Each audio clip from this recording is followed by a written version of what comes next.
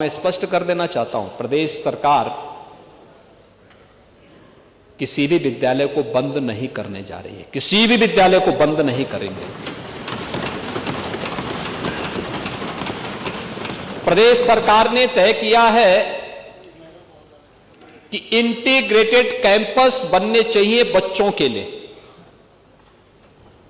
जहां पे वह प्री प्राइमरी से लेकर के और सीनियर सेकेंडरी लेवल तक के स्कूल की शिक्षा प्राप्त कर सकें। उसी के मॉडल दिए गए हैं अटल आवासीय विद्यालय। पांडे जी, मैं जाऊंगा, यहां पे हमारे श्रम और सेवायोजन मंत्री हैं राजभर जी, श्री अनिल राजभर से कहूंगा कि एक बार आपको अटल आवासीय विद्यालय का दौरा करवाएं।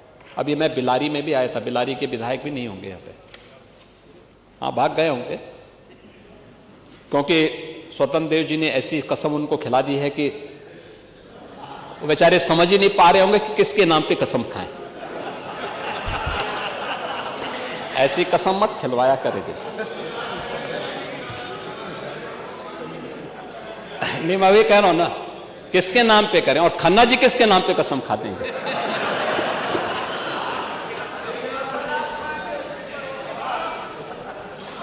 ये स्थिति है, ऐसा मत किया करिए भाई। आप तो घर में जो है, आप पता नहीं किन स्थितियों में रहते होंगे, लेकिन खन्ना जी के बारे में और कम से कम हमारे ये फहीम इरफान के बारे में तो आपको सोचना चाहिए।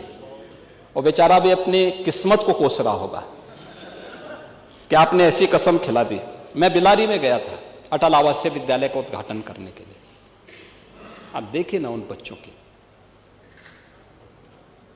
आप अपने बच्चों को तो विदेशों में भेजते हैं पढ़ने के लिए, श्रमिकों के बच्चों के विद्यालय को बंद करते थे, उनके लिए कोई सुविधा नहीं देते थे।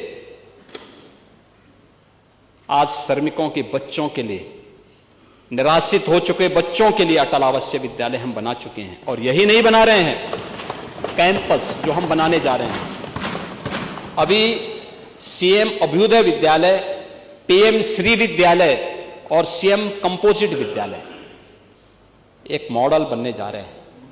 कस्तूरबा गांधी विद्यालयों को भी अपग्रेड किया गया। 8वीं तक थे, गरीब परिवारों की बच्चियां पढ़ती थी, 12वीं तक की बच्चियां उसी कैंपस में पढ़ेंगी। सभी प्रकार की सुविधाओं को वहां पर सरकार ने उपलब्ध करवा दिया है, ये भी वहां पे उपलब्ध कराई गई।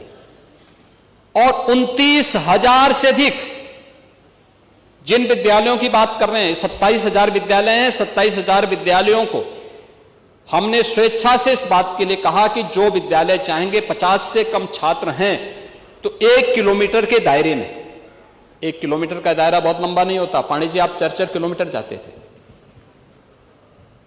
क्यों बच्चों के भविष्य के साथ खिलवाड़ कर रहे हैं।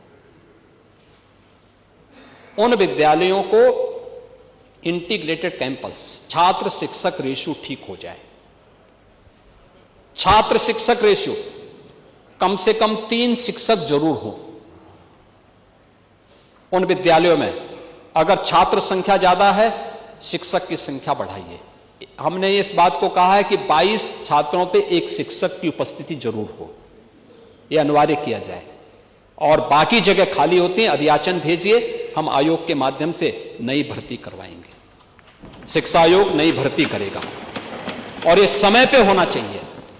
लेकिन 3 से 6 वर्ष तक के राष्ट्रीय शिक्षा नीति के अंतर्गत, और ऐसा नहीं कि स्कूल पेयरिंग की स्थिति केवल यूपी के अंदर हो रही है, हिमाचल में हुई, कांग्रेस ने हल्ला नहीं किया। कर्नाटक में हुआ, कांग्रेस ने हल्ला नहीं किया। अन्य राज्यों में हुआ, कहीं हो हल्ला नहीं हुआ। यूपी में हम कर रहे हैं कि नहीं, अच्छा कैंपस मिलना चाहिए, छात्र शिक्षक रेशियो ठीक होना चाहिए, शिक्षा की गुणवत्ता पे ध्यान दिया जाना चाहिए, क्योंकि जब छात्रों पे विशेष ध्यान देना है तब उन बच्चों के लिए शिक्षक उपलब्ध ना हो।